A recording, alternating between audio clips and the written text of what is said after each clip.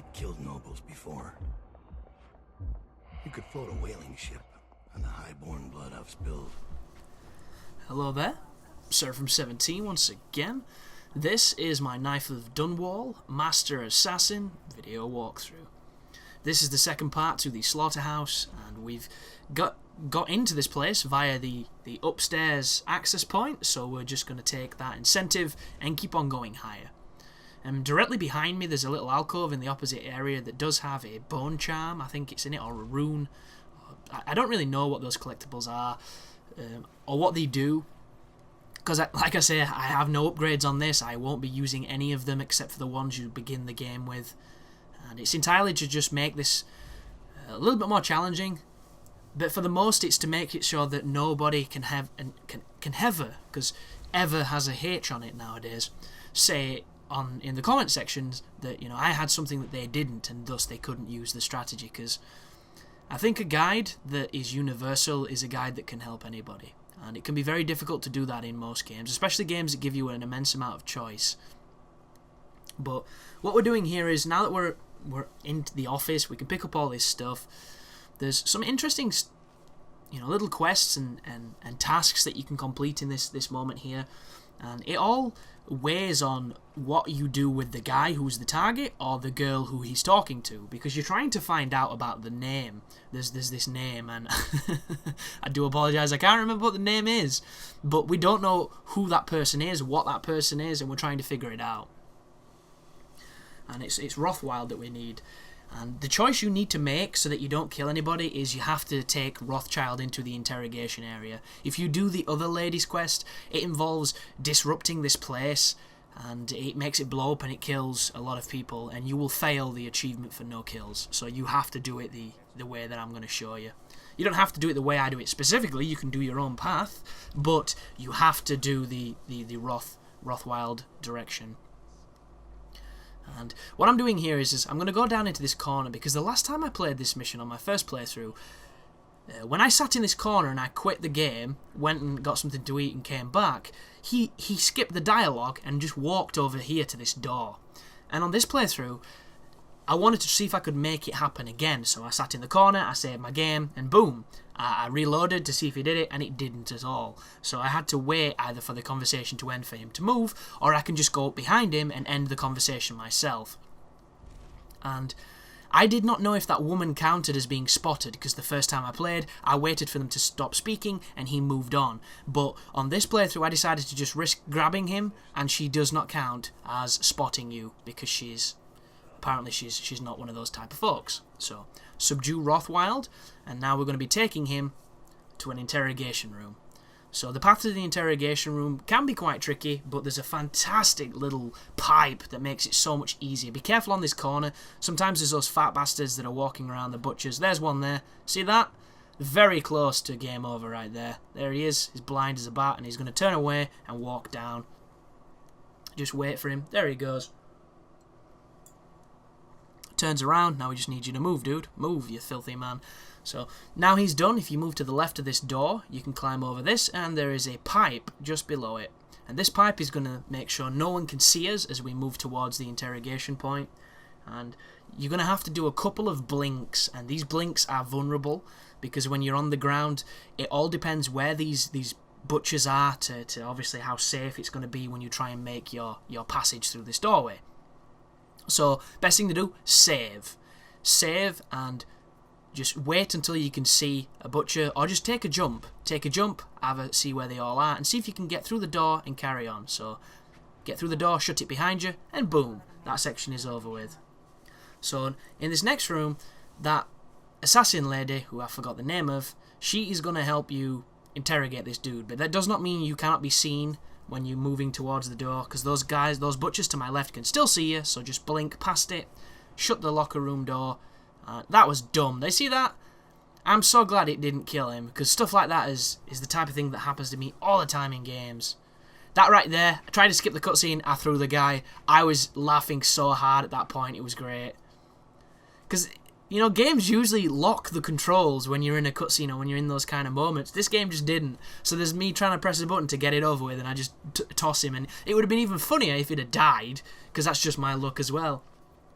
But I skipped the torture sequence. All you have to do is pull the lever a bunch of times and electrocute him, and he'll give you the answer that you seek. And what we need to do now is make our way out of the Slaughterhouse. And to do this, you're going to do the exact same path that I used to get here. But first, I'm picking up some stuff, because, you know, Dishonored is at its best when you're exploring and looting and solving things, and that's when I enjoy it the most. So I'm still going to use some of those elements, but just be careful here, because there's these guys. So make sure you save. And what's going to happen is there's two of them, and they patrol an interesting path here, and it does take me a while to get out just because of the path. Another guy's going to flank him who's cutting, and they're both going to have like a weird conversation. There he goes. Looks like he's going to go that way. If I'd have started moving, he spins around like an idiot and he would have spotted me. But instead he moves to that piece of meat, and I think I risk it. So we're moving. We need to know where the guy on the right is. Guy on the right's walking down there. Can we blink past this dude? Right, the option here. I'm going to wait for him to turn, and then I'm going to blink. Watch. There you go. And right now I'm waiting for him to spot me. Waiting. Doesn't spot me. Shut the door. Done. Boom. Simple. Make sure you save just in case, though, because that can go wrong at any moment, and it will screw you. So now that we're back on the pipe, all you have to be aware of is there is a butcher who will see you on the other side of the pipe if he comes up the stairs. He was the same guy that almost spotted us the first time we was here. So just be aware of him and his location. Peek around this corner. Oh, you don't have to peek because you're on the lower floor, actually. You can just go around. Use your blink to get up here. He's not there. We're in the office. Office is safe ground. There's no one in here who can spot us. And all we're going to do is we're going to retread our steps all the way up onto the cables, the same way we came in, and we're going to go out the same door we came in. Our mission is done. Nobody will spot us for the duration of this mission here until we get outside, and even then, there's a very simple way of getting back the way you came. So hop over here, blink over to that platform, and then from here, if you go to the right hand side, you can blink up to that catwalk. It's a bit of a tricky blink, and it's the detection, man. I bet playing this game on PC is pretty good, because the mouse would make it so much easier to keep the damn, you know, pointer on the part that you need. Because some of the most tense moments of this DLC are when you have to do a rapid blink. And on the normal game, I've completely said that wrong, sorry folks. On this game, it's alleviated because it stops time, and it enables you to size your blink up. But when you go back to the main game, it's a nightmare again, because you have to be fast, you have to be precise. And one of the things that really bugs me is when you know you're at the distance where you can blink up a thing, and it won't give you the arrows to tell you that it's working. And if you try and blink, and you're just near it and you don't have those arrows, you will go close to it and fall to your death. And I find that really frustrating sometimes.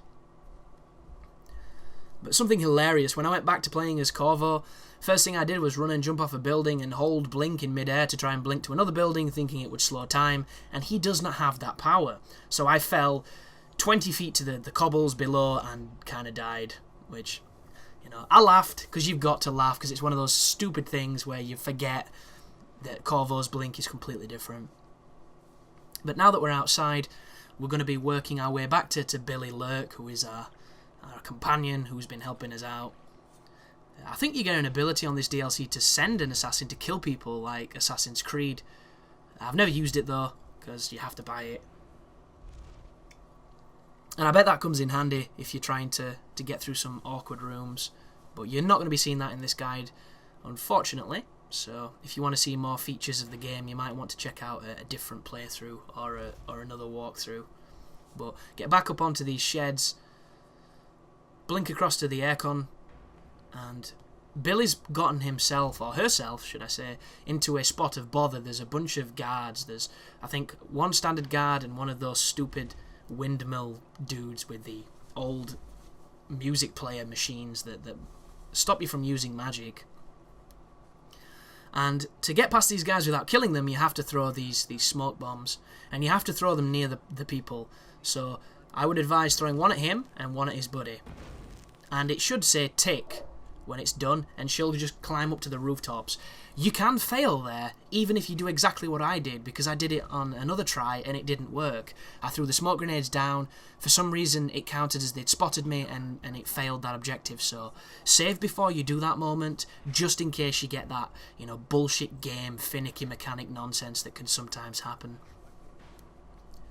But all that's left here is to retread your steps back up the buildings. There are no guards on the balconies, I don't think, so this should be all smooth sailing from this point onwards. And at the end, you're going to see the statistics screen, which shows you that I got Shadow and I had no kills. And we'll be working towards those 3 precious achievements. And if you follow this walkthrough, they will be yours. So thanks for watching, and you take care now.